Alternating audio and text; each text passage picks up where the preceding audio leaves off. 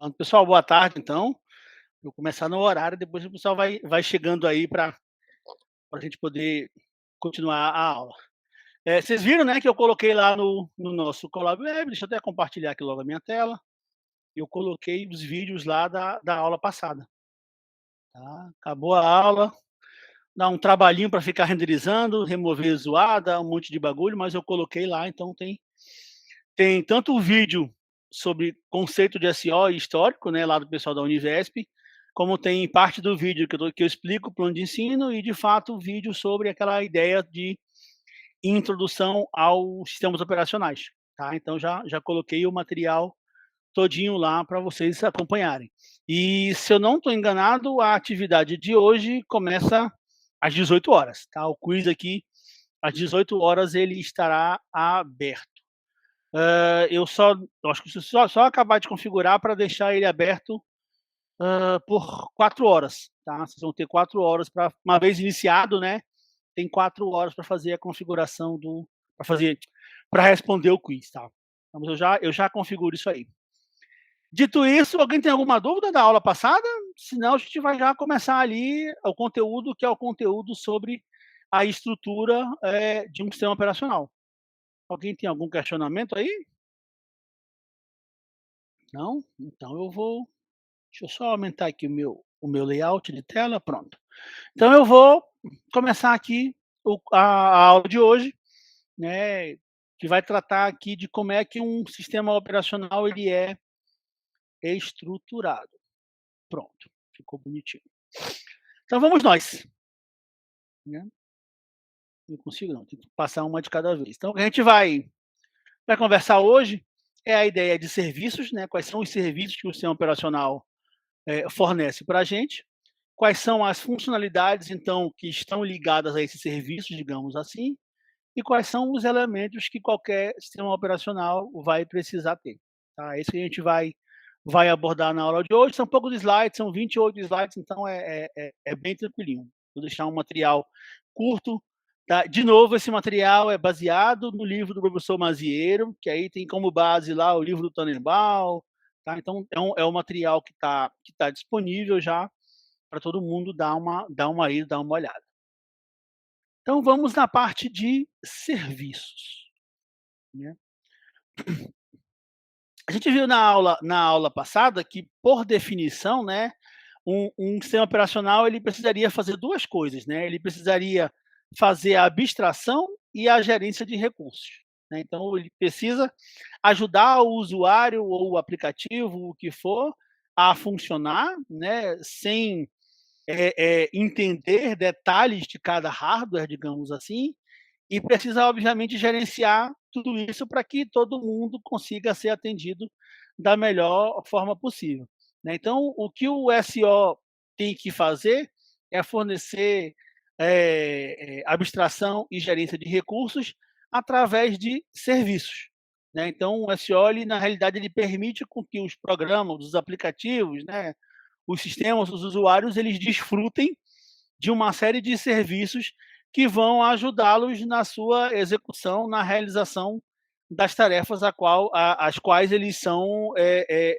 programados ou que foram gerados. Então, o que o SEO faz ele invoca serviços, né, oferece serviços ou interfaces desses serviços para que os nossos programas possam aí se beneficiar, né. E, obviamente, isso aí traz aquele monte de benefícios ali, de conveniências para quem está criando algum tipo de aplicativo, né. Como eu cansei de falar na aula passada, o programador não tem que saber qual é a impressora, não tem que saber como é que o dado é armazenado no disco, né. Ele só manda salvar em disco e é salvo em disco.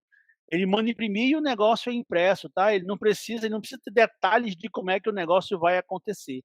Ele só precisa saber que ele tem uma função ali, uma API, que ele fala imprimir. Ele escolhe lá qual é a impressora e envia o conteúdo e aquele negócio é impresso. Tá bom? Então, assim, se a gente fosse pensar a grosso modo, os serviços de um sistema operacional, eles são bem fáceis de perceber. O primeiro deles é execução dos programas, né, é a execução dos aplicativos, né, daquilo que a gente quer. Então a gente quer utilizar o Word, o Excel, o PowerPoint, quer abrir o navegador, quer jogar um jogo, né, quer que pelo navegador a gente consiga ver um conteúdo de vídeo. Então, essa execução de programas, né, de aplicativos, talvez seja a principal função de um sistema operacional. E aí vem aquela famosa palavra execução.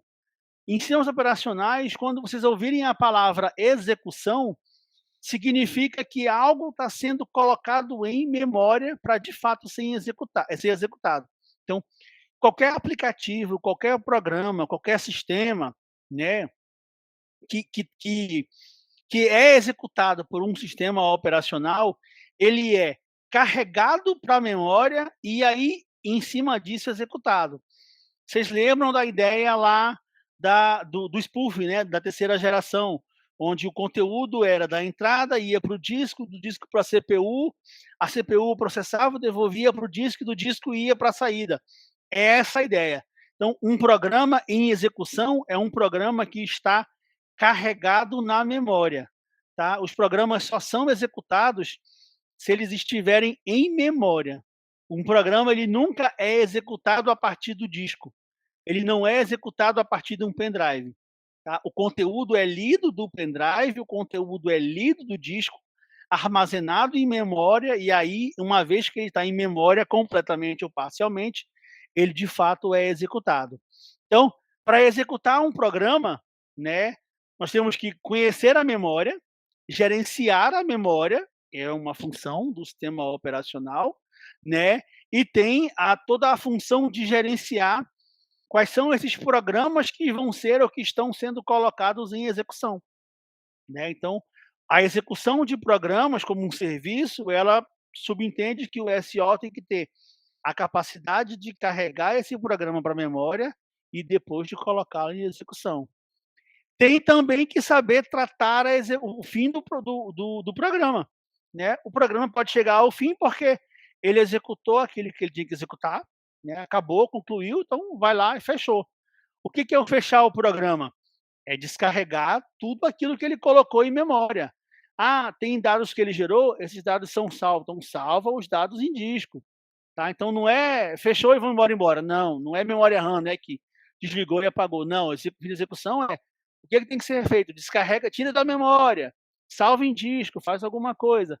E tem também o fim de execução anormal, deu um problema, e aí, como é que faz? Então, o sistema operacional trata isso. Outros serviços que o sistema operacional tem que fazer são aqueles relacionados à entrada e saída, né. Então, é o sistema operacional que vai manipular os dispositivos de entrada e saída, teclado, mouse, monitor, aquele monte de coisa lá. Tá, então é outra função. Então eu preciso receber informação, eu preciso buscar um conteúdo que está num pendrive, é um dispositivo de entrada e saída. Então, o SO também vai fazer essa função. Ah, lá no pendrive tem arquivos, e esses arquivos é que eu vou carregar em memória para poder o meu programa executar. Então isso é manipulação de arquivos, tá. Então o sistema operacional também faz a manipulação de arquivos. Então perceba que para executar um programa, provavelmente eu vou ter que fazer alguma operação de entrada e saída, e quem sabe também alguma operação que tenha manipulação de arquivos. Então, trabalhos, serviços que um SO vai fazendo. Ele também pode fazer comunicação, né, que é trocar informação. Aqui eu já usei a palavra processos, tá?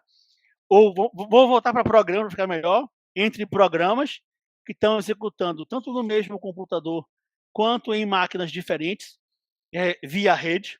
Isso é um serviço que o SO faz.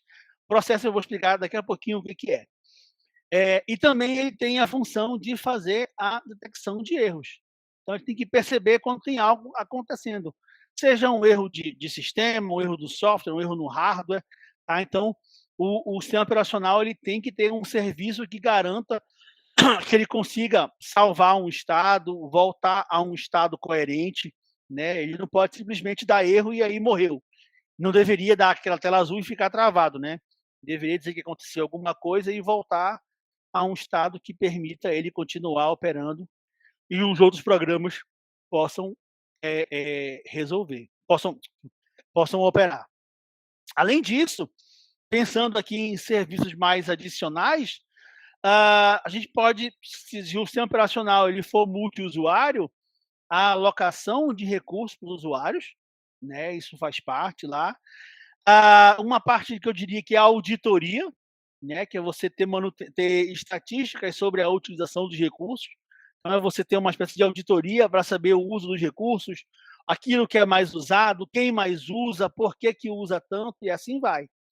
E o último seria a garantia da proteção de acesso aos recursos. Rapidinho que alguém pediu para entrar, é o Brendo aqui. Pronto, tá. Então esses seriam basicamente os serviços que um sistema operacional faz ou deveria fazer. Eles na prática, eles vão ser revertidos em funcionalidades, que é o próximo conteúdo aqui, se eu não estou enganado. Pronto, funcionalidades. Então, via de regra, isso é mais ou menos o que um sistema operacional deve fornecer de funcionalidades para o seu usuário, né, para poder gerenciar o dispositivo. Então, ele tem um núcleo, né, um core, pensando lá nos sistemas embed, um monitor residente, né, o cara principal, é o cara que é iniciado e que gerencia toda a máquina. Aí ele tem como gerência a de processo, né? Processo é um programa em execução, já vou chegar lá. Memória, entrada e saída, arquivo. Aí ele pode ter outras gerências, gráfico, né? Interface gráfica, tela, algo do tipo assim, proteção dos recursos, né? Suporte à rede. Então, um SO moderno, ele tem esse tipo de funcionalidades aqui, e ele tem módulos, componentes, né, que fazem a gerência dessas funcionalidades. Aí o que a gente vai ver agora é a explicação de cada uma delas. A primeira gerência é a gerência de processo. O livro do Mazieiro vai chamar esse negócio de gerência de atividades. Tá? O Mazieiro entende que atividade é melhor do que processo. Processo é um programa em execução, tá? Então, eu tenho aqui no meu computador instalado o Word, eu tenho instalado o Excel, eu tenho instalado o PowerPoint. Isso são programas, né? Eu tenho um arquivo que está armazenado em disco, ele está lá parado, bonitinho. Na hora que esse programa ele é colocado em execução, ele se torna um processo. Porque o meu programa ele tem estados quando ele está em execução, né? Ele pode estar, por exemplo, um programa que foi colocado em execução, ele começou a ser executado, e aí eu falei assim, agora eu preciso abrir um arquivo. Então, na hora que eu estou abrindo um arquivo, isso já não é mais gerenciar um processo. Gerenciar o quê? Eu acabei de falar. Se eu estou com o meu Word aberto e eu resolvi agora abrir um novo arquivo, o que eu estou gerenciando agora? Não é mais o Word, eu estou gerenciando o arquivo. Provavelmente esse arquivo, se ele estiver no meu disco, ok, é só gerenciar arquivo. Se ele estiver fora da minha máquina, na rede, no Drive, no Dropbox, no que for, eu vou fazer uma gerência de rede para poder encontrar esse cara, uma gerência de entrada e saída para encontrar esse cara, entendeu? Então, assim, não é porque eu cliquei no botão do Word e o Word apareceu que ele está em execução, né? Ele pode ter estágios onde ele está esperando algum tipo de resposta de conteúdo para ele poder, de fato, voltar a ficar em execução. Então, a gerência de processo, ela trata disso, de tentar colocar os programas em execução para eles virarem processos, e aí eu já falei, o Mazieiro entende que isso é atividade e não processo. Se eu não estou enganado, a visão do Mazieiro é uma atividade se divide em vários processos, né? Eu concordo, tudo bem a nomenclatura. Aqui eu chamo de processo, mas dá para chamar de atividade. E para mim um processo ele pode ter vários subprocessos, subtarefas ou threads. Vai na mesma. tá?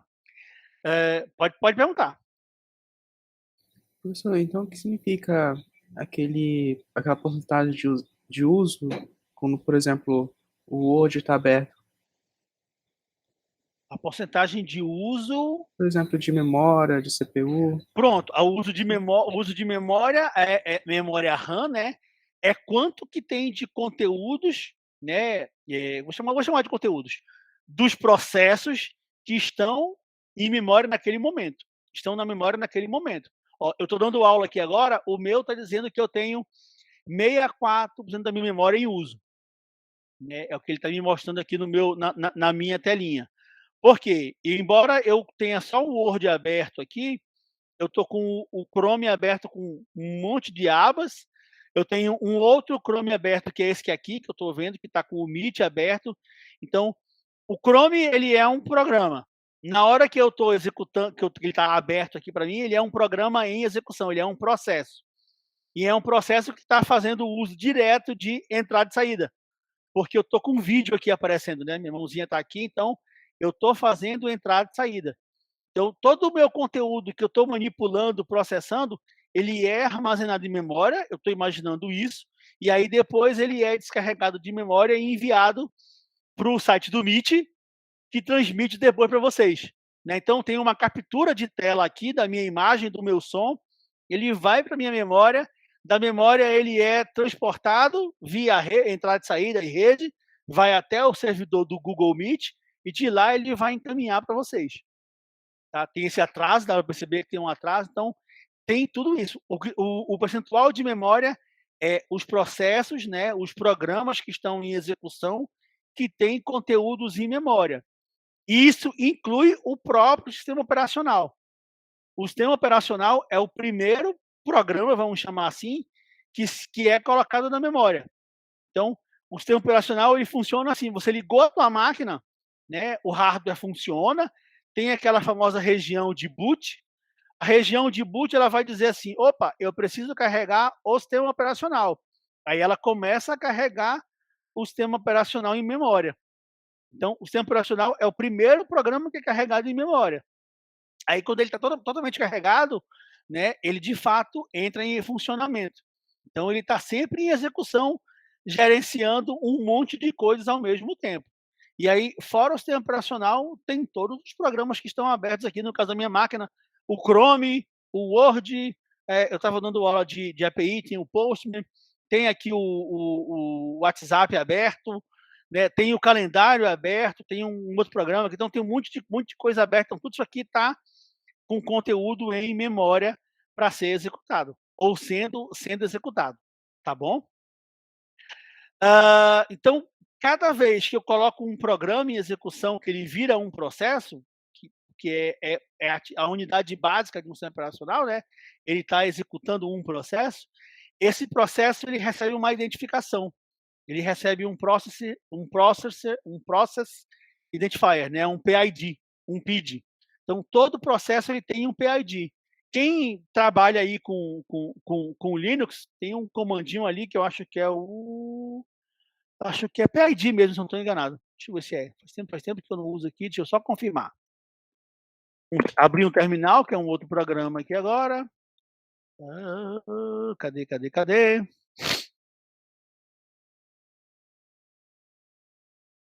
Não.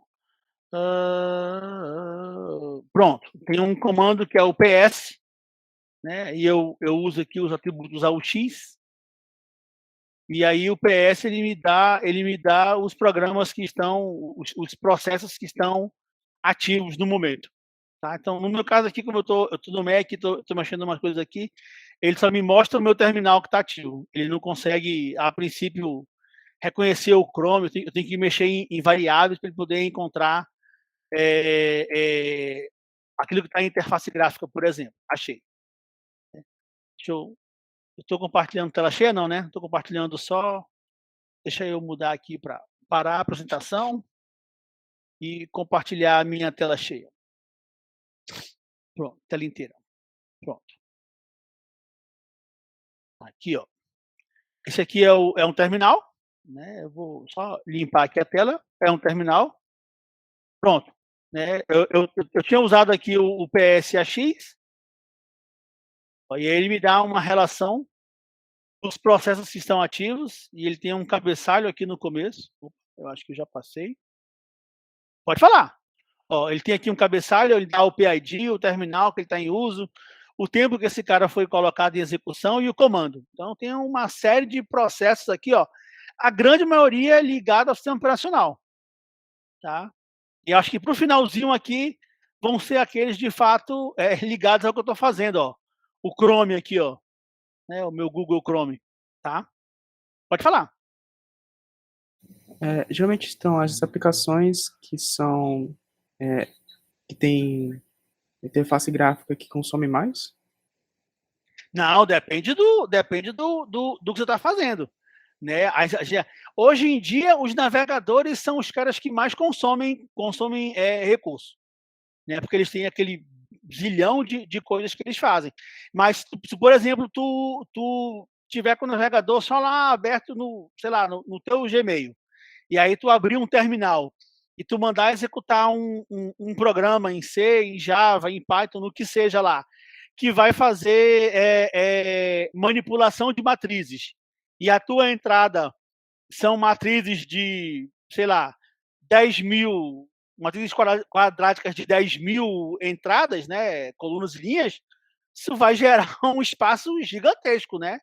Tá? Então, não é o programa, né, o tipo do programa que vai indicar o consumo de recurso, e sim o que esse programa está fazendo. Né? Se você for colocar sei lá, o Word junto com um programa de exibição de vídeo, o programa de exibição de vídeo vai consumir muito mais recurso do que o Word, né? Porque ele está manipulando mais coisas ali, qualidade do vídeo, aquele negócio todo. Que é o que traz aqui para essa parte, ó.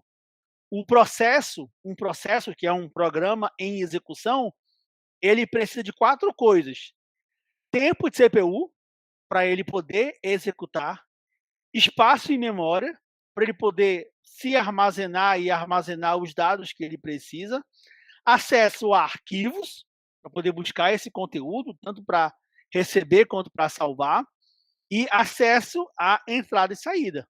Né? Então, um processo ele demanda tudo isso aí. Então, colocar um programa em execução demanda que eu consiga ter tempo de CPU para ele ser executado, que eu tenha espaço e memória para ele executar, que eu consiga acessar arquivo e que eu consiga manipular a entrada e saída. Tá? Uma coisa importante que faz a gerência de processo é que, uma vez que ela tem que colocar programas em execução, gerenciar processos, ela tem que dar uma sensação de justiça. Né? Lembra que lá no sistema em lote, o cara chegava com aquele bolo de cartões, colocava lá e ficava na fila. E aí esperava até ser processado. Uma semana, um dia, um mês, né? Aqui não. Aqui nós não queremos isso. O nosso SO mudou, cresceu, tem muita aplicação. Então, a gente quer justiça, a gente quer ter a impressão, a ideia de que todos os programas estão executando, ou que eles têm espaço, condições, tempo de CPU, memória, arquivo e entrada e saída para poder funcionar.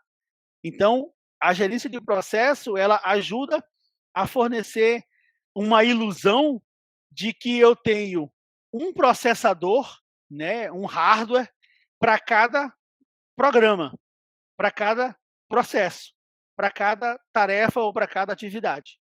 Tá? Então, essa a ideia que ela tem que dar.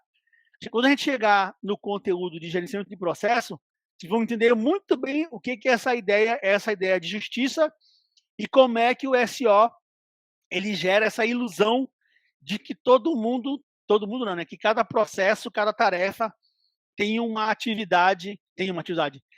hardware separado só para ela.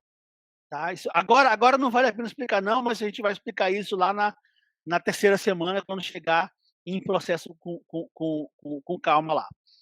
E aí, quando se fala em gerenciar processo, é obrigatório que eu consiga criar um processo, né, eu colocar o programa em execução, que eu consiga destruir o processo, vou tirar ele de execução e vou descarregar aquele lá.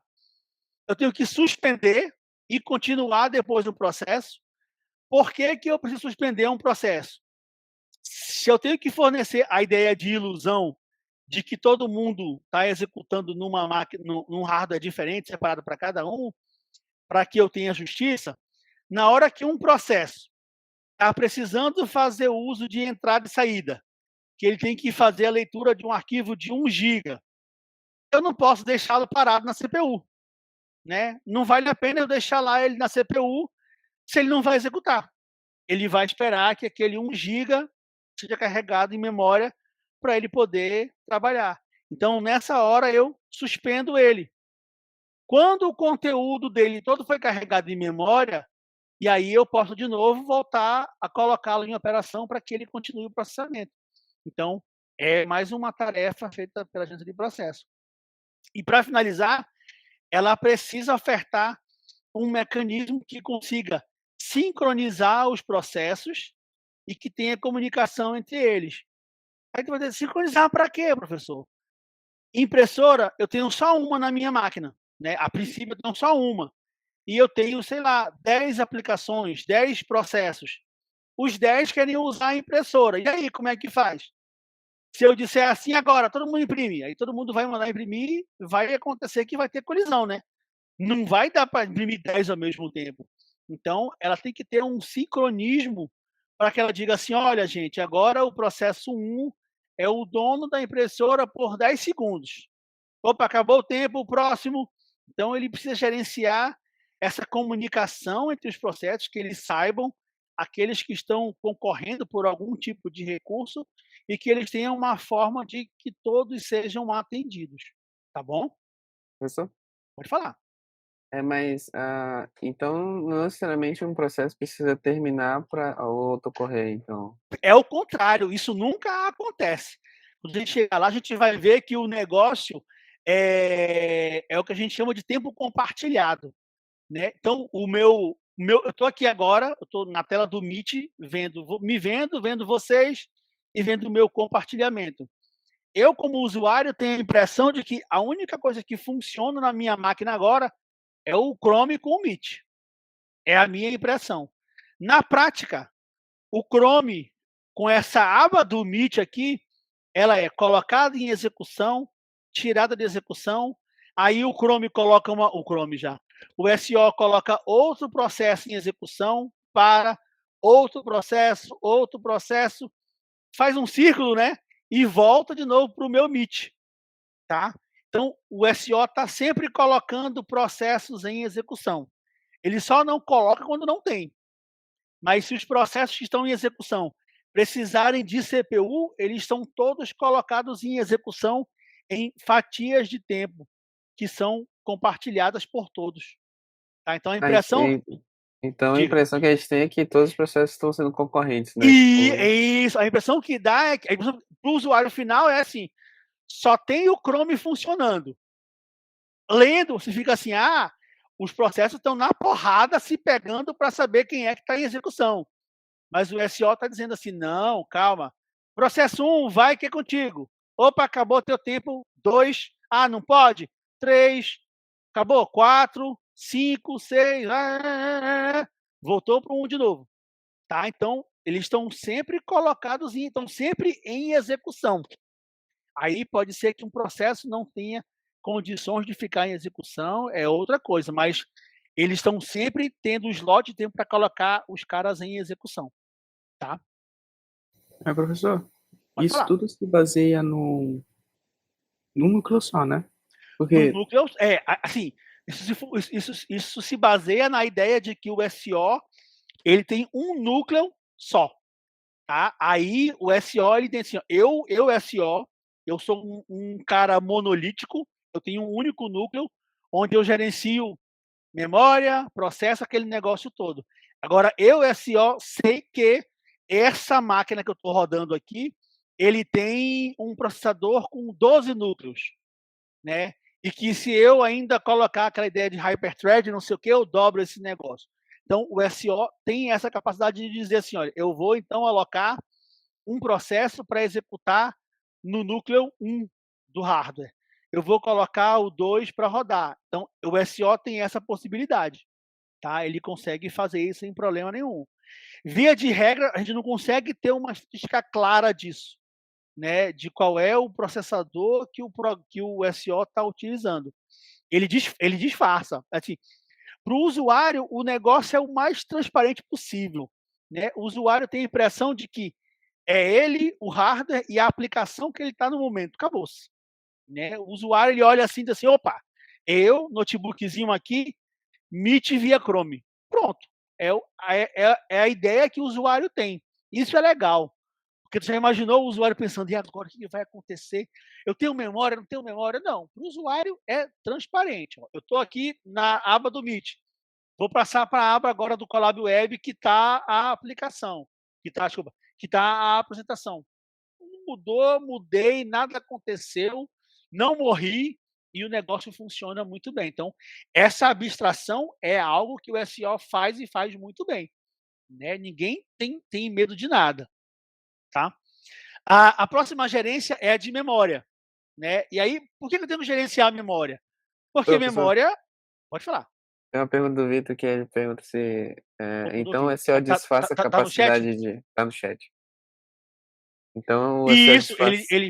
ele não disfarça, né? Ele não disfarça. Se o hardware for ruim, a execução vai ser ruim.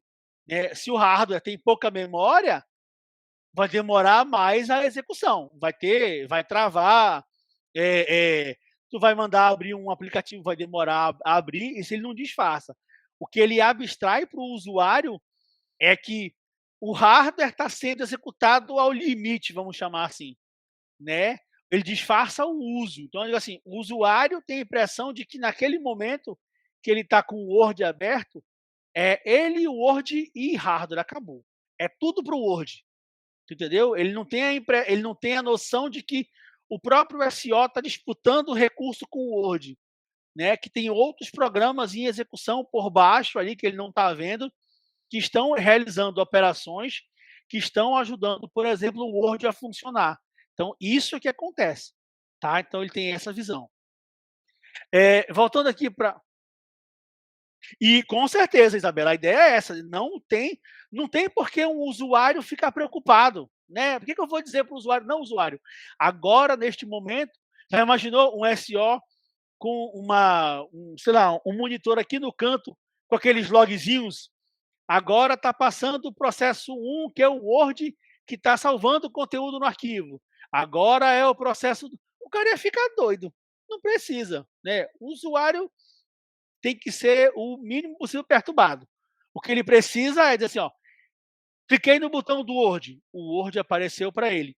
Está digitando e o que ele digitou está aparecendo aqui na tela. Mandou imprimir, saiu na impressora. Mandou escanear, apareceu aqui, entendeu? É isso que o usuário tem que ter, né? Comodidade para executar aquela função que foi programada.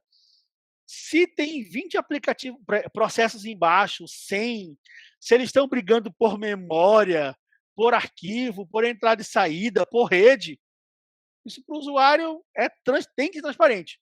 Né? Ele tem que ter a visão de que ele clica e o negócio acontece.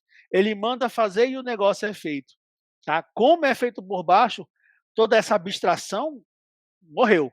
Né? Não vai deixar o usuário doido, senão ele vai ficar estressado imaginando o que está acontecendo. Imaginou um cara com toque, o cara vai ter um troço. Imaginando como é que o negócio vai acontecer, como é que está rolando, não vai. Tá? Então, é literalmente transparente para o usuário. E aí, uma questão é a memória, porque memória é finita. Né? E se a gente encarar a memória ainda como um vetor, né, chega no ponto que o negócio vai acabar. Então, memória ela é utilizada para colocar o programa em execução, para ele virar processo. Né? Para o usuário não tem o entendimento de processo. Né? O usuário entende que ele tem programa, aplicativo, sistema, né, software. Ele clica lá e o negócio executou. Pronto. Para ele é isso que ele precisa saber. O que está embaixo não é relevante para ele. E aí, quando se coloca o programa em execução, que ele vira o processo, que ele vira a tarefa lá, o negócio é alocado em memória. Mas memória é finita. né? E além disso, ele coloca o conteúdo em memória, recebendo o conteúdo do disco, né? De entrada e saída. Isso mesmo, back-end e front-end, né? Então ele precisa pegar o conteúdo de entrada, da entrada e saída. O conteúdo de entrada e saída ele pode estar no teu disco, então é mais fácil, como ele pode buscar via rede, né? Então assim, a memória tem que ser gerenciada para que você não coloque um único processo lá e os outros. Então tem uma tarefa da gerência de memória que é coloca conteúdo em memória, depois desaloca conteúdo de memória. Então ela está sempre alocando conteúdo e desalocando conteúdo dos processos para poder o negócio funcionar e a memória não encher, né? Senão daqui a pouco a memória enche e aí como é que faz, né? Não faz, tá? Então a memória é um recurso finito de acesso rápido, mas que vai limitar. Então a agência de memória ela dá essa ideia para o usuário de que a memória que ele tem na máquina dele ela é infinita, né? Eu tenho aqui 16 GB e a impressão que eu tenho é que esse negócio tem ad infinito, porque eu ponho para executar o Word, executa. Eu ponho para executar o PowerPoint, executa. Eu abro 2 navegadores Chrome, um com 12 abas, um com 20 abas e funciona, né? Só que lá embaixo ele está brincando de tira de memória. Tá, já usou? Não, não usou. Não usou faz quanto tempo? Ah, não usou tem 1 minuto, não tira de memória. Não, não usou tem meia hora que não usa, então tira de memória. Né? Tira de memória, coloca em disco, faz swap, faz algo do tipo assim. Então, o SEO está lá sempre trabalhando. Né? Você não percebe porque os SEOs, assim, se você usar um Windows, eu acho que ainda percebe um pouquinho, tá, Vitor? Porque o Windows ele é um pouquinho mais carregado. Mas se você usar um Linux, não percebe porque a gerência de memória, de processo é muito mais eficiente, tá? O Paulo perguntou, eu não entendi como podem esses processos ficarem compartilhados em diferentes partições de tempo. Isso não causaria... Mas assim, eles não são compartilhados em diferentes partições de tempo. O tempo de execução ele é igual para todo mundo. Vamos supor que é um clock. Tá? Então, uma unidade de clock é o tempo que o processo tem para ser executado, certo? Então, vamos lá. Eu tenho uma espécie de fila de processos. Então, aí, como é que essa fila foi definida? Tem um monte de estratégia. Pode ser um bom e velho FIFO. Né? O primeiro que entra é o primeiro que vai ser executado. Né? É o primeiro que sai. Tem um monte de regra, tá? A gente vai explicar isso lá em processo. Mas está lá. Vou colocar o primeiro cara em execução. Coloquei esse cara em execução. Deu um clock de tempo, para ele, coloca ele para o fim da fila, né? Para ser justo. Processo número 2. Acabou o tempo dele, fim da fila. Coloquei o 3. No meio do 3, no meio do clock do 3, o 3 precisa acessar entrada e saída. Tira ele de execução, fim da fila, chama o próximo, tá? Então, é isso, Paulo, é super rápido. O usuário não percebe que o processo está trocando, entendeu? De novo, dá aquela abstração. Para o cara, o negócio é assim, ó. O Word está aberto, ele está digitando aqui, que legal, é eu e o Word de computador, morreu, não tem mais nada. Na prática, lá embaixo o negócio está doido, né? Tem alguém próximo, próximo, próximo, próximo, próximo, está controlando para que cada processo consiga ser executado um pouquinho de cada vez, né? Ele Só... tem um... Pode falar. Não, mas assim, quando começa a gerência de processos, todas as outras gerências vão a partir do processo Né, ou não? justamente, a de processo ela é a mais importante, né? Porque assim, de fato, você colocou o SEO em funcionamento. O SEO é então já está funcionando, né? Iniciou a máquina, o boot, foi lá no bootloader, carregou o SEO, quando ele acaba de carregar, já está funcionando a de processo. Porque o SEO é um ou mais processos, né? Então está funcionando. Então, assim, ela é a primeirona. E aí, eu tenho que colocar um cara em execução. Ah, preciso colocar o gerenciador de impressora. Aí eu vou lá, então uma parte da SEO diz, ó, vou lá no disco buscar o conteúdo do gerenciador de impressão. Beleza, tem que colocar esse cara em memória. Então, assim, o de processo é o cara que meio que esquematiza tudo, né? Ele é o mais importante porque é a partir dele que o negócio é todo organizado, vamos chamar assim, tá? Assim, eu diria que tudo gira em torno do processo, né? Tem o núcleo do SO, beleza, que é onde está tudo, mas se a gente fosse transformar isso lá na funcionalidade, o processo é o cara central, tá? O Vitor perguntou simultâneos. Eles não são simultâneos, né? Eles são consecutivos. Só que o tempo de clock é curto, né? Depende da estratégia, que dá a impressão de que cada um está executando, né? Todo mundo tem uma fatia justa para executar e está todo mundo sendo executado. Tá? Essa fatia justa acontece também na memória ou não? Tipo, um Não, processo não, demanda. memória não tem fatia, não tem espaço delimitado, não. Memória é uso mesmo. Então, assim, se eu coloquei um processo agora que precisa colocar em memória 1 giga e tiver 1 giga, ela vai colocar 1 giga em memória. Tá? Não vai dizer assim, mas o Word só usou 100K. Problema do Word. Tá? Ele vai, se o processo pedir 1 giga e tiver como colocar 1 giga em memória, vai entrar 1 giga em memória. Aí o Então, que pode tipo, acontecer. então o Diga. processo ele tipo assim, ele tem uma memória fixa, mas essa memória pode se expandir, por exemplo? Não, Um ele não processo tem ele memória. Ele, não, consome. ele não tem memória fixa. Ele vai ser alocado em memória, certo? E aí ele vai ser alocado de acordo com o que ele demanda. Não tem ele não inicia com 1K, 2K, 4K, não tem isso, tá? O Uhum. processo vai ter o tamanho, vai ter aquilo que ele precisar, ponto. A memória, ela está organizada em partições. Aí eu concordo contigo, entendeu?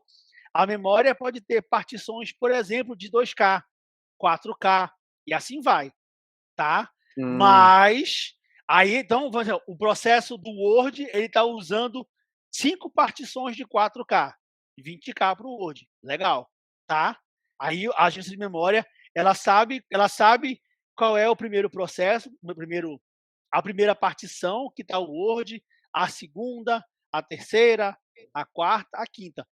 Pensa numa lista encadeada, tá? Então, você é. tem uma lista que vai encadeando, olha, essa partição aqui, mais essa, mais essa, mais essa, mais essa, elas são a do Word, e assim ela sabe. Mas o processo, se ele demandar mais, ele vai encadeando mais, vai colocando mais, tá? Não tem esse limite, não. O limite é a memória como um todo. Na hora que ela estourar, opa, alguém tem que sair de memória, né? Isso, Uhum. isso que acontece. Então, assim, quando a memória começa a chegar num certo patamar, se começa a fazer o famoso swap, né?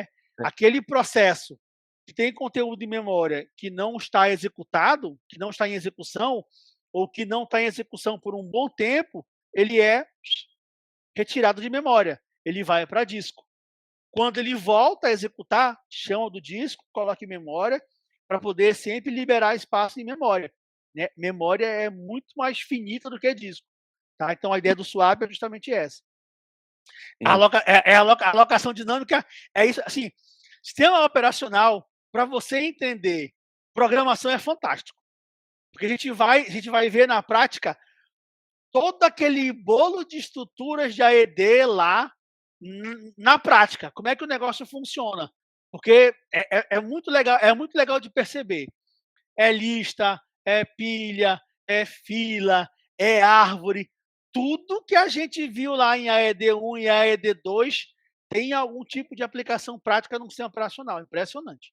Tá? Não tem para onde correr. Então, quem não lembra mais vai lembrar disso aí para poder. E as implementações que eu falei, o trabalho prático 1, 2 e 3, eles envolvem estrutura de dados, hein? Tá? O trabalho é relacionado a SO, mas a implementação dos trabalhos depende de estrutura de dados, tá? Então, relembrem aí, pelo amor de Deus, hein? Deixa eu voltar aqui para a memória. Deixa eu trocar aqui de coisa. Então, assim, ó, a Professor, outra. Pode falar.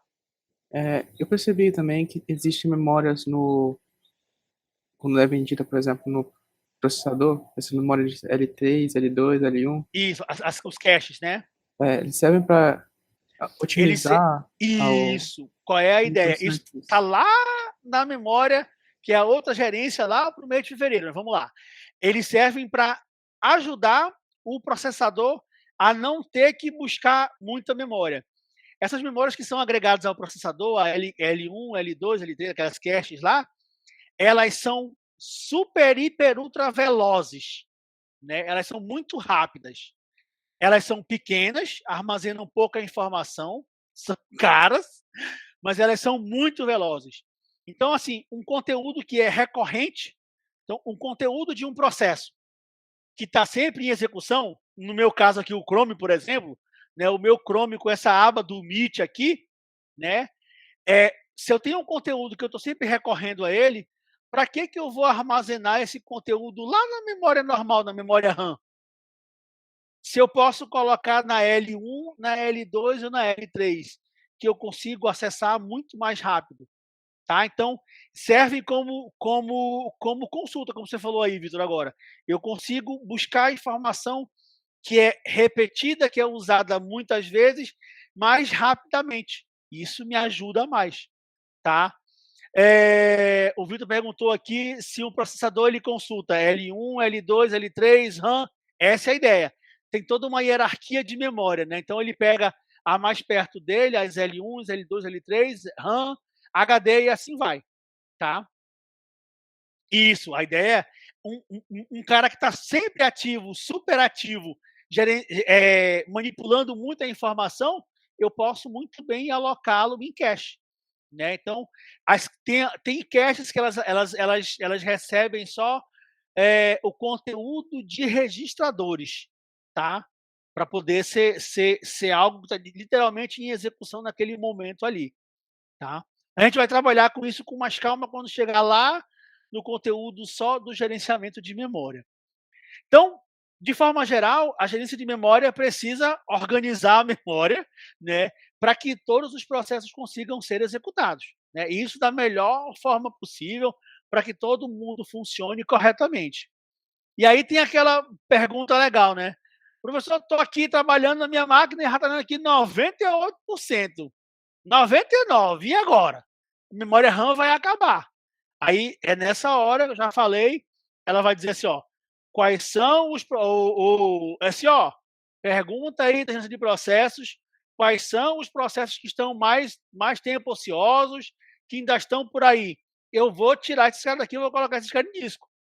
E aí ele remove da memória aquele conteúdo dos processos que não estão mais ativos ou são pouco ativos e salva em disco. É o famoso swap, né? É essa troca ali, né? Ele cria uma espécie de memória virtual. Né? Então você vai olhar assim, olha, eu tenho 16 GB de RAM e tenho 256 de memória virtual. Esse 256 de memória virtual é um espaço do teu HD que foi convertido em memória virtual, tá? Que tu acessa ele um pouquinho mais rápido do que tu fosse de fato jogar todo o conteúdo para o HD, procurar um bloco para encaixar aquele negócio lá. Tá? Então, isso quem faz também essa função aí de fazer swap quando o negócio acaba é lá. Isso, paginação é o que acontece com gerência de memória.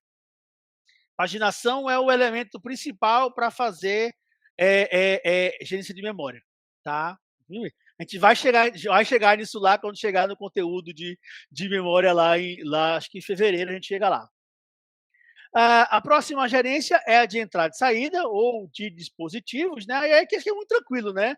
A intenção dela é permitir que os teus programas, os teus processos, os aplicativos consigam acessar aquilo que tem de hardware disponível, né? Então ela precisa conhecer cada hardware, tem que ter o driver de cada hardware instalado, né? Assim, agregado junto ao sistema operacional, né, para poder entender. E aí, uma vez que ela conhece o driver de cada um, que ela sabe como é que é o hardware, ela consegue, por exemplo, fazer controle de buffer, né? Ó, como é que ela vai enviar informação para um dispositivo, como é que ela vai receber, qual é a velocidade, qual é a quantidade máxima que ela vai aceitar, né? Ela tem uma interface para poder manipular cada um dos dispositivos, ela sabe como vai fazer a alocação de hardware, Tá? Então, tudo isso faz parte da gerência. Talvez seja a gerência mais fácil, ou a que tenha um trabalho mais simplificado, porque ela depende de ter o driver. Se ela tem o driver do dispositivo, o driver ele tem uma espécie de receitinha de bolo que diz: olha, eu sou assim, eu funciono assado, eu só recebo informação da direita para a esquerda em dias pares, em horas ímpares, entendeu? Tem uma receitinha de bolo de como é que o negócio funciona. Então, ela meio que sabe qual é o hardware, sabe qual é o driver dele e segue o que ele manda fazer. Alguém quer falar? Sua Pode falar. curiosidade. Tem como fazer um drive sem tiver nenhum? Tipo, Tem como fazer um driver, só que aí tu precisa do. Como é que é o nome? Do esquema do teu hardware, né? Tu não vai fazer um driver do nada, não. O teu driver ele tem que estar ajustado para um hardware. Então tu precisa conhecer muito bem o teu hardware. Aí tu vai dizer assim: ah, como é que é a entrada do meu hardware? Ah, ele é via. Eu posso conectá-lo via USB. Então, como é que é a comunicação USB? Ah, eu tenho uma opção no meu hardware, na minha impressora que eu estou criando agora aqui, que é imprimir de trás para frente. Como é que funciona? Então, tu tem que saber como é que o teu hardware funciona, quanto que ele aceita de informação no buffer de entrada, lá na entrada dele de hardware mesmo, né? Via cabo USB, por exemplo, e aí tu consegue escrever um driver para isso. E aí tu vai tipo assim, testar. até, o drive ele é uma receita de Tive bolo erro, do. tive erro baixo nível, não tem onde fugir. Mas o drive é uma receita do hardware, né? Do hardware lá. E justamente, tá? Mas, mas, mas, Diga. tipo assim, ele no SO, ele funciona tipo. Ele é tipo comandos ou ele é um. Então, ele no SO, você imagina assim, ó. Deixa eu pegar. Pronto. Vou fazer aqui bem esdrúxulo. Ó. Esse aqui é o SO, que é um copinho de vidro. O driver, ele é agregado ao SO, mas ele não é o SO. Tá? Ele não está dentro do SO. Ele está ao lado do SO. É como se ele fosse agregado ao SO aqui. Né? Então, se você for pegar com calma, um SO ele tem, vamos supor, 20 mil linhas de código. Aí, daqui 2 semanas, tu configurou toda a tua máquina, tudo que tu queria. Se tu for olhar lá, o teu SO agora tem 100 mil linhas de código. 80 mil linhas de código são de drivers dos dispositivos. Tá? Eles não são o SO, eles estão agregados ao SO. Aí o SO ele sabe, para falar com a impressora ABC, eu uso essa interface aqui.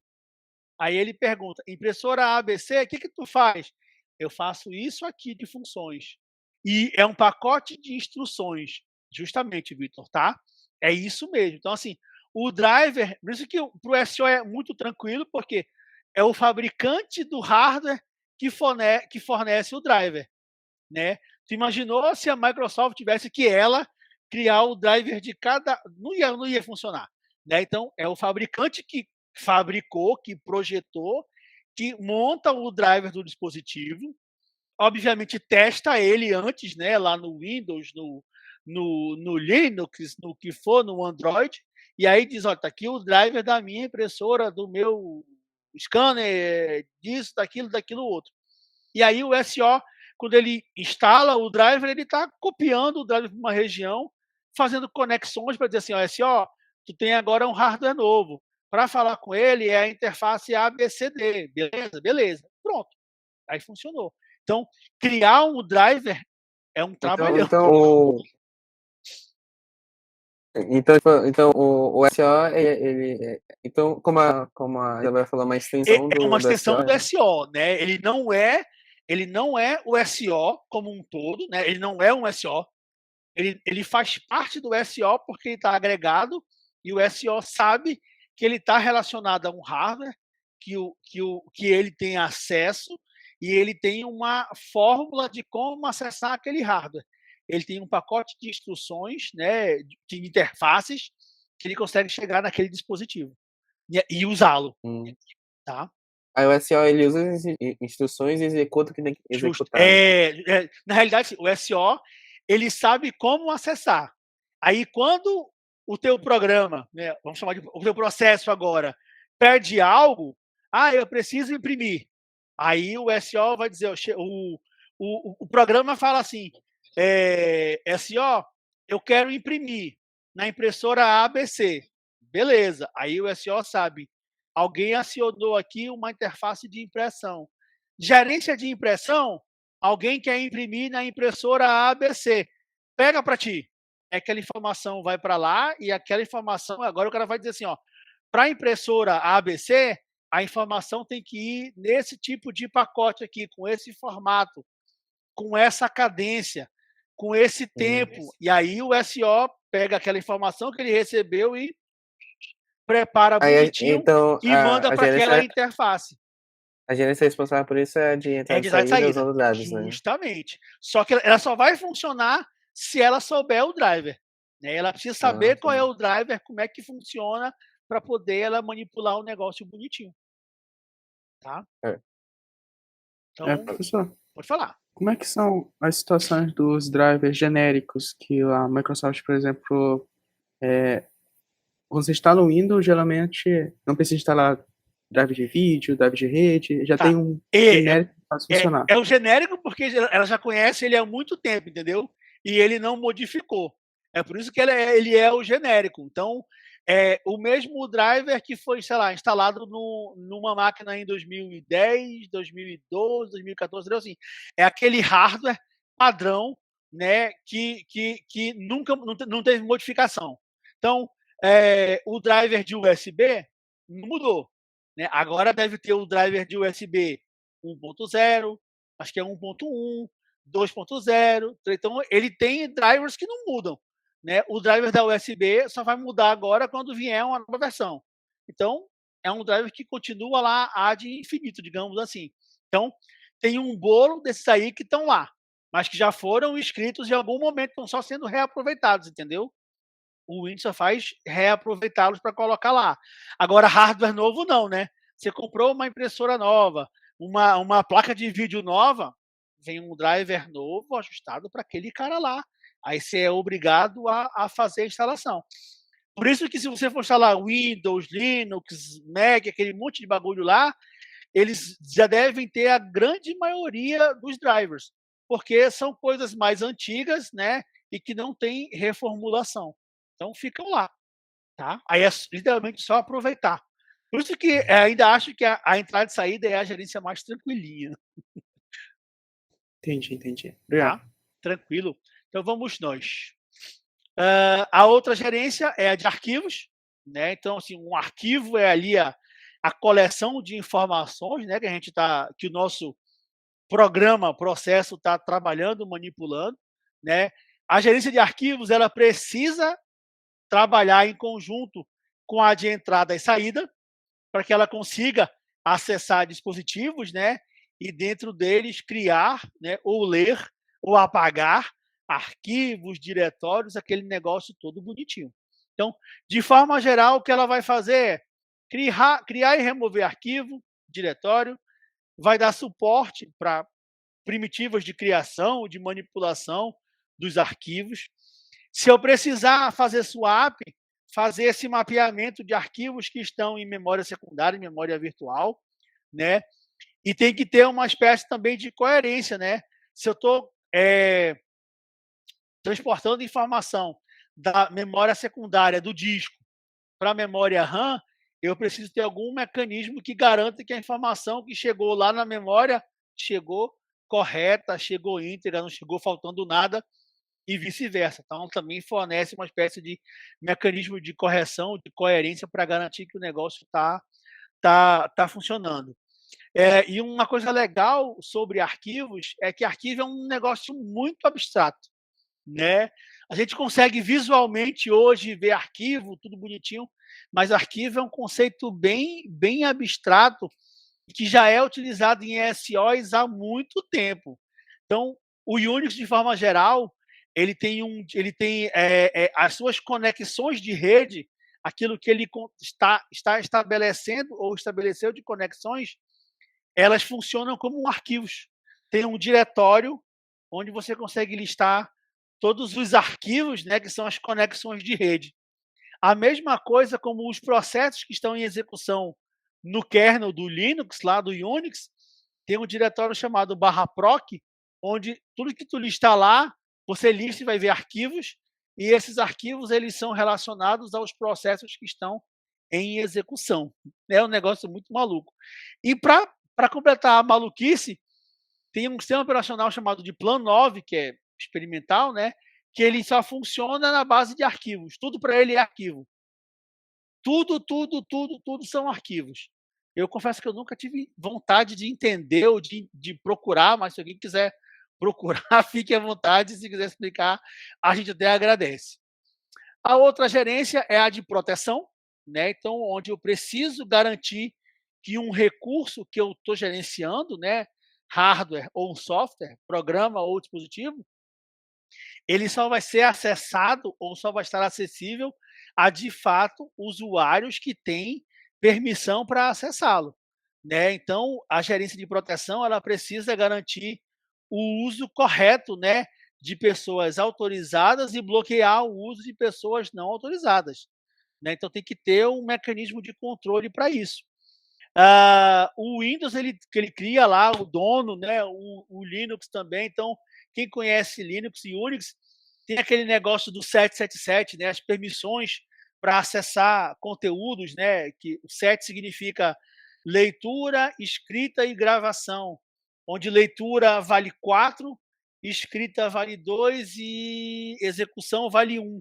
Aí 4 mais 2 mais 1, 7. Né? Então, esse 777 você consegue ler, escrever e executar para o dono do arquivo, do recurso. Você consegue ler, escrever e executar para um grupo, para o mesmo grupo a qual aquele usuário que é o dono pertence, e tem o 777 que é para qualquer outra pessoa. Né? Então, isso é um esquema de proteção que é criado no Unix, que é usado no Linux. Eu não consigo lembrar agora como é que funciona no Windows, mas tem. Mas a ideia é essa, tá? Eu quero proibir que alguém que não tem acesso use ou acesse um software, um recurso, um dispositivo que ele não deveria. Né? Aí, via de regra, se faz isso definindo um usuário, usuários, grupos de usuários. Você vai criar um mecanismo de autenticação, né? Aquele login e senha inicial lá, ou usa biometria, algo do tipo assim. Você vai criar regras de controle, né? Para dizer como é que funciona. Então, você vai precisar autenticar o usuário, né? Confirmar que ele é ele, login, senha, biometria, e você vai ter regras de autorização. Na hora que você garantiu que o Feitosa é o Feitosa, agora você vai dizer, o Feitosa ele só pode acessar o arquivo A, B, C e D. Ele não pode usar a impressora, ele pode usar o scanner. Isso é autorização. Não, essa gerência de proteção, ela funciona, é aplicável em, tipo, em sistema de redes, assim? Em Ou não? qualquer SO deve ter um mecanismo de proteção. Tá? Aí, se o teu SO for um SO de rede, vai funcionar do mesmo jeito. Se for um SO distribuído, vai funcionar do mesmo jeito. Né? A diferença agora é que o teu recurso está espalhado pela rede. Tá? Mas a gerência, na teoria, vai ser a mesma. Mas, assim, tipo, essa gerência de proteção, o próprio SO faz ou ela precisa de terceiros para fazer isso? Não, o Ou... próprio SO deveria fazer. Tá? O Windows é muito fechado, mas se você for pegar o Linux ali, nessa parte de autenticação, o Linux te permite utilizar um monte de ferramentas. Tu pode entrar com login e senha, tu pode usar certificado, tu pode usar biometria, tu pode usar um login e senha, que eu vou chamar assim de local, né?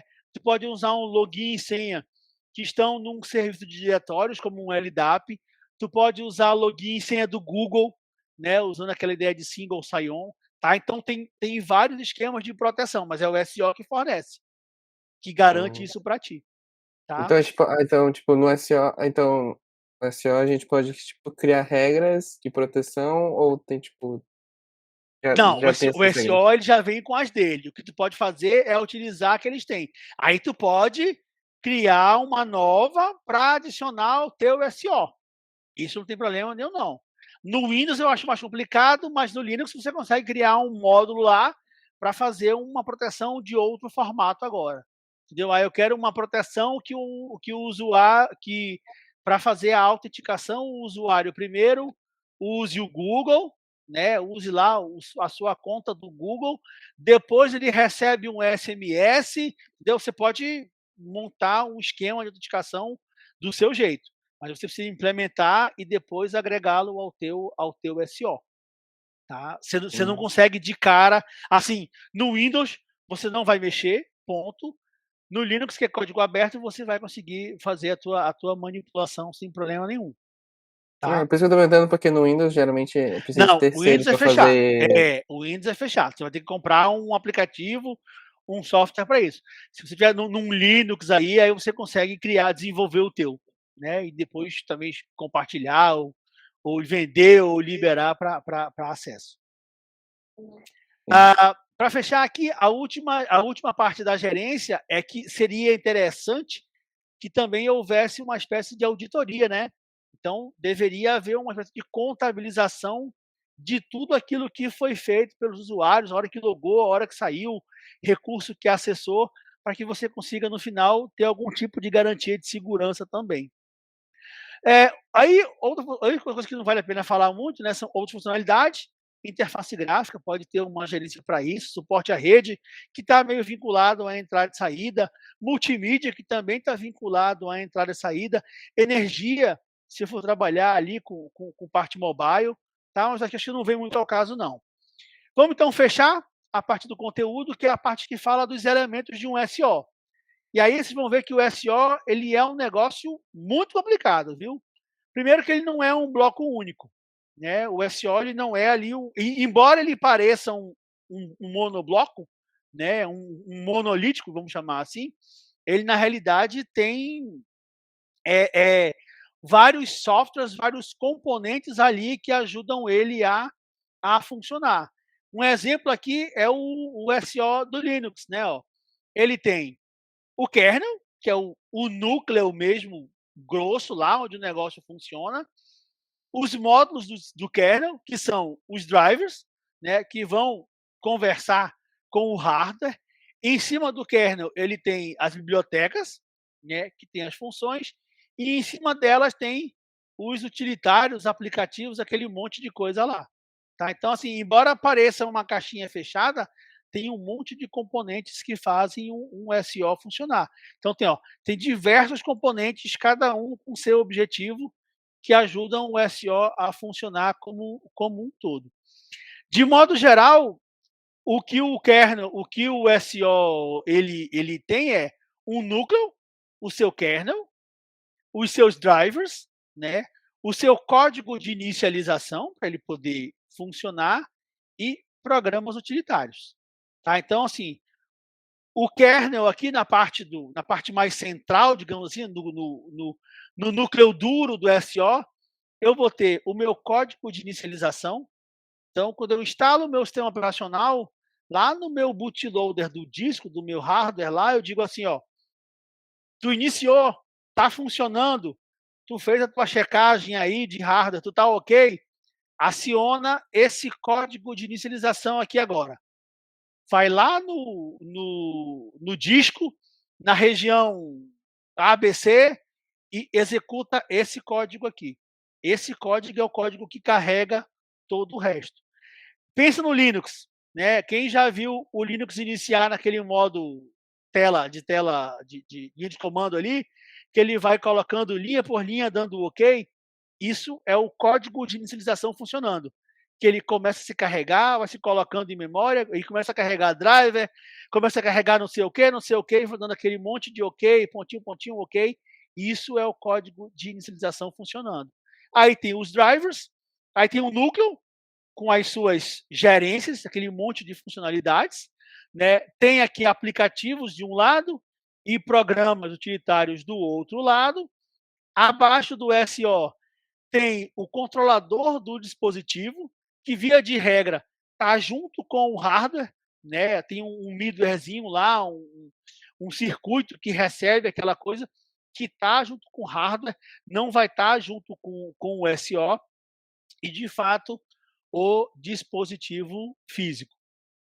O núcleo não tem muito o que falar, né? Ele é o cérebro ali, o coração do SO, tudo aquilo que é gerência está lá dentro dele, né? E é nele que vai estar implementado as abstrações lá, onde a gente vai conseguir falar com todo mundo, tá? Não tem muito para onde correr do que é o núcleo de um sistema operacional. Os Só drivers, pode falar, uma curiosidade. pode falar. Quando o núcleo tipo tá vazio, ele vai se instalar no SO. Ele não, Quando ele é o um núcleo está. arquivo. O núcleo tá vazio, aí tu vai precisar, Não, tipo, o núcleo nunca está vazio. Quando tu não, vazio no instala. sentido, ele não tem um SO, entendeu? Ele não tem um SO. Não, então, mas assim, ó, esse núcleo Ou é do não. SO. Não, não tem. É assim, ó.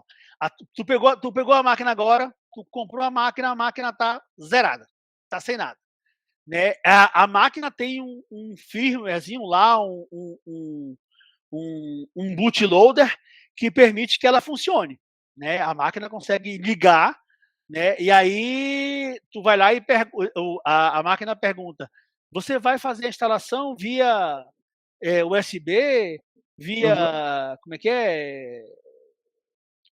DVD, Blu-ray, aquele negócio todo. Então, até aquilo ali não é um SO, de fato, é um middleware, é um bootloader do teu dispositivo, só para ele poder iniciar.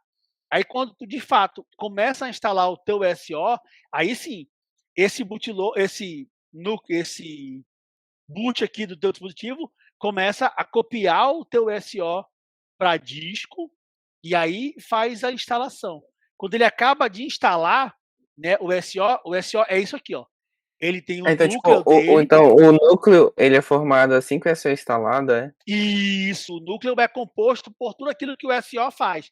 Então, ele só existe quando o SO está instalado. Tá? Ah. Instalou o SO, tu já tem gerência de processo, de tarefa, né, de proteção, de arquivo, de memória, de rede, de energia, de entrada e saída. Tu já vem ali com o protocolo TCP/IP para fazer comunicação em rede. Tu sabe como é que o protocolo do Wi-Fi para poder acessar o Wi-Fi. Já vem com os aplicativos ali para poder, sei lá, desfragmentar disco, liberar disco. Então, já vem tudo instalado. Né? E fora isso, o SO diz assim, ó, o hardware, agora eu estou me colocando aqui no bootloader. Esquece o teu aí e sou eu aqui, ó. E eu tô aqui nesse endereço. Então tu iniciou, tu vai automaticamente me buscar nesse endereço aqui, que é o Hum. código de inicialização, tá? Esse é o padrão, né? A tua máquina, ela nunca vem com SO. Assim, uma máquina tá vazia, ela tem o bootloader dela. E aí, quando você instala o SO, você instala de uma vez só, o núcleo. Aí, por isso que eu falei, ó, os drives de dispositivos eles vão sendo instalados devagar, né? Aos poucos. Aí eles vão aumentando o tamanho do SO, digamos assim. Mas o núcleo não. O núcleo está fechado com tudo aquilo que ele faz. Os drivers vão ficar aqui embaixo, né? Porque eles de fato não são o núcleo do SO. Mas só uma pergunta, tipo, quando tu instala um SO, geralmente a gente precisa colocar a internet numa etapa lá. E aí ele baixa os aplicativos e tal. Esse, Nessa parte, tipo assim, ele tem instruções pra fazer isso? então, Ou. mesmo o teu bootloader do teu hardware, né, do teu dispositivo lá, ele já vem com os protocolos de rede para poder funcionar, Certo. né. É ele que tem o protocolo de rede, entendeu? Então ele diz assim, ó, configura o endereço no servidor, não sei o que para baixar. Aí tu configura, aí o bicho vai lá e começa a fazer o download do teu SO, por exemplo, ou de partes do SO. Ainda não é o SO, é o teu bootloader do dispositivo te ajudando. Né? Quando tenta instalar um Linux, né? Você via lá via rede ou via como é que é o nome? DVD ou Blu-ray lá. Você coloca lá, ele começa a baixar, começa a baixar, começa a baixar, começa a baixar um monte de coisa, até tem uma hora que ele fala: agora eu vou reiniciar. Essa hora é o SO falando. Que aí ele falou assim: Hum. agora eu vou reiniciar e quando eu reiniciar sou eu. Entendeu? Agora o SO já vai assumir a máquina para ele. Aí nessa hora ainda já é o SO. Antes era o teu bootloader e o programa de instalação do SO, mas não era o SO. tá? Então, Hum. o bootloader chamou, buscou o básico, aí veio um programa de instalação do SO que diz: vambora, meu filho, tu vai baixar isso, mais aquilo outro. Baixou? Baixei. Agora tu vai instalar isso aqui, tu vai compilar desse jeito, colocar aqui, jogar para lá, fazer isso, fazer aquilo, pegar esse negócio todo. Aí chega uma hora que ele fala assim: acabou? Acabei, então é contigo. Aí o SO fala: agora vamos reiniciar, que quando esse negócio voltar aqui, eu estou no comando. E aí o negócio vai ser assim, tá? Ele Ah, vem, tá. ele vem com essa ideia. Vamos lá. Os drivers a gente já falou pra caramba, acho que não tem muito o que falar aqui em relação ao driver, né? Cada fabricante vai construir o C e aí ele é compilado e aí depois ele é meio que acoplado, né? Adicionado ali ao SO. Acho que não tem. Esse cara é importante, ó. Essa telinha que eu falei, ó, uma telinha antiga de inicialização do Linux era assim, né? Ele ia colocando porque o código de inicialização ele vai realizando um monte de tarefas para ativar o hardware e chamar o SO para funcionar, né? Então, ligou a máquina, deu energia, carregou o disco lá, ele sabia o bootloader. Vou lá, é do SO. Vou lá no disco, aí o cara começa. Checa isso, checa aquilo outro, carrega isso, carrega aquilo outro, carrega o núcleo do SO, tá carregando, tá, chama o driver, testa não sei o que, testa a rede, testa vídeo. Aí ele vai testando tudo bonitinho até o negócio tá ok, pronto. Aí agora o SO tá iniciado, tá aqui eu vou passar o controle para ele agora, tá aqui a interface gráfica, tá aqui a tela de login, aquele negócio todo. Tá? Então, o código de inicialização faz isso aí. A função dele é colocar esse cara de fato para funcionar, né? Lembrando que o SO é um processo ou são processos, então ele também é carregado em memória para poder funcionar. E aí, para Professor, falar? eu percebi que quando eu mudei de HD para SSD, Aham, o computador inicia mais rápido. com certeza. Isso, é, Não, isso, aí é o hardware. Não ele é, não é, seria, não tem a ver com a inicialização não, tá? É o hardware que é muito mais eficiente. sim, eu queria saber, é, por causa do SSD, ele tem Aham. uma melhor integração de velocidade de transferência de dados com gerenciamento de memória, ele conseguiu com que tenha uma maior velocidade em inicializar, por exemplo, né? Tá, na realidade, ó, o SSD ele é muito mais veloz, né? O armazenamento dele assim, a forma de armazenar é um pouco diferente e que deixa ele muito mais veloz.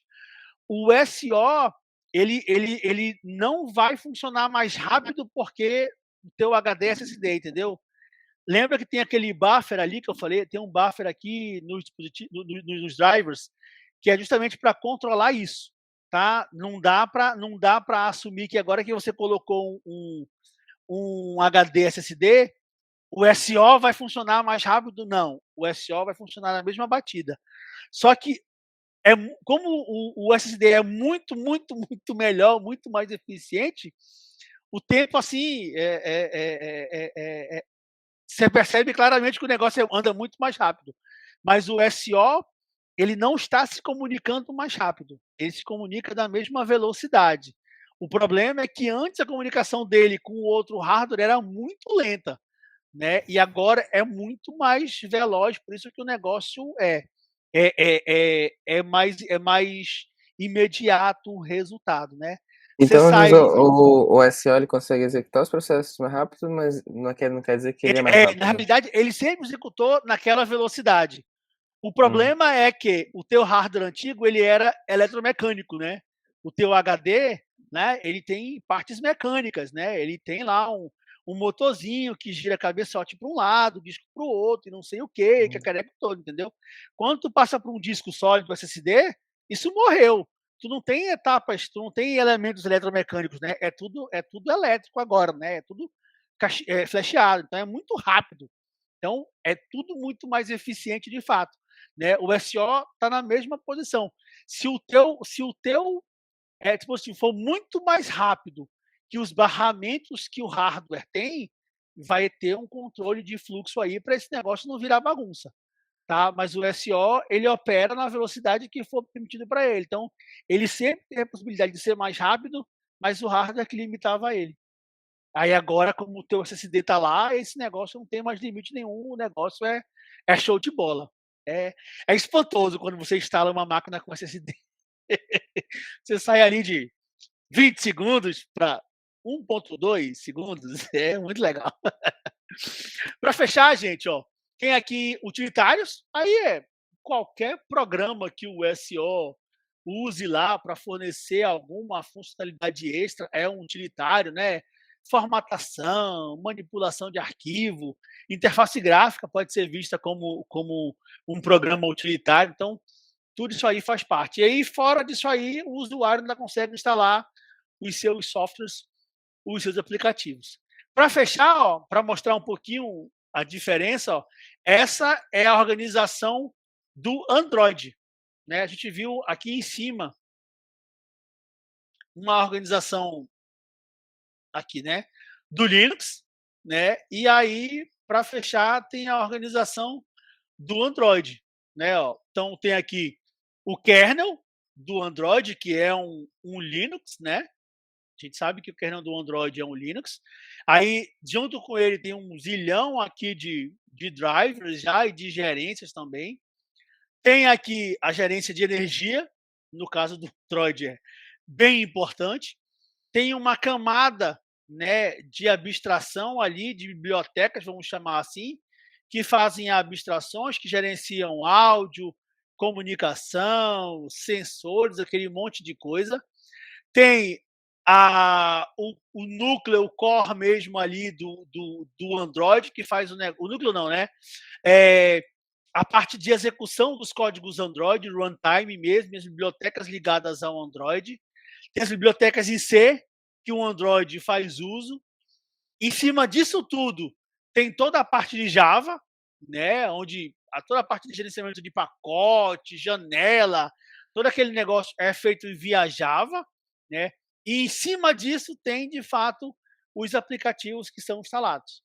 Tá? Então, daria para imaginar que nós temos o núcleo do Android está aqui, né? Aqui bibliotecas, né? Bibliotecas, e aqui em cima, de fato, as aplicações, se você comparar com o Linux normal ali. Senhores, era isto. Opa, eu nem mudei aqui a última slide, ela ficou o slide anterior. Aqui é Studio SO. A gente fechou, então, aqui o conteúdo sobre estrutura, tá? Na segunda-feira, sexta-feira, vocês estão de folga, tá? Se alguém quiser falar comigo, é só me chamar que a gente abre um meet para conversar, mas sexta-feira não precisa ter conteúdo, né? Esse slide já está no Colab Web, já coloquei ele ontem no Colab Web, vou só daqui a pouquinho ajustar aquele último slide lá, vou colocar, e a partir das 6 horas, voltar, deixa eu abrir de novo o Colab, deixa eu compartilhar de novo aqui rapidinho. E a partir das 6 horas, é isso aqui, compartilhar, eu vou não, né? Vai ficar disponível o quiz, tá? Sobre introdução aos sistemas operacionais. Eu vou só já configurá-lo aqui para que ele funcione por no máximo 4 horas. Então, ele vai abrir agora, ó, às 18 horas, e ele vai encerrar na sexta-feira, às 17h59. Tá? Então, é só de hoje até sexta-feira. Só que, uma vez iniciado o quiz, tem que acabá-lo em 4 horas. Tá? Estou configurando 4 horas que eu perguntei aqui, é o padrão que o pessoal tá meio que utilizando. Tá bom? Dúvidas? Não? Se não tem dúvidas, estão todos liberados. Eu vou encerrar aqui a nossa gravação, tá? Senhores, vejam lá, façam o quiz e qualquer dúvida me chama, tá? Eu diria que amanhã é um dia que eu estou muito sossegado. Então, amanhã, se eu não me engano, eu não tenho nada, não tenho reunião, não tenho nada. Então, se alguém tiver alguma dúvida, manda e-mail, manda aqui no Colab Web, quem tiver o meu... Acho que eu não vou dar o meu WhatsApp, alguns têm, mas eu não vou dar para todo mundo agora não, deixa lá. Manda aqui no Colab Web, porque se for uma pergunta que é interessante, eu posso replicar para todo mundo, tá? Ou então manda só para o meu e-mail, feitosa@bicomp.br, tá? pergunta lá, professor, estou com uma dúvida aqui, não entendi, aí eu digo assim, ó, vamos abrir um chat aqui agora, a gente abre uma sala no Meet e conversa rapidinho, tá bom? Acho que é importante.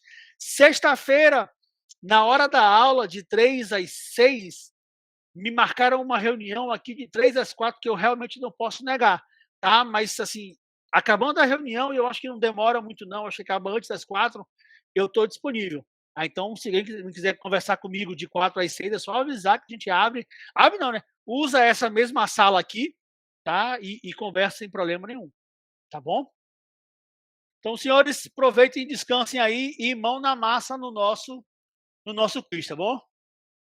Qualquer coisa é só chamar.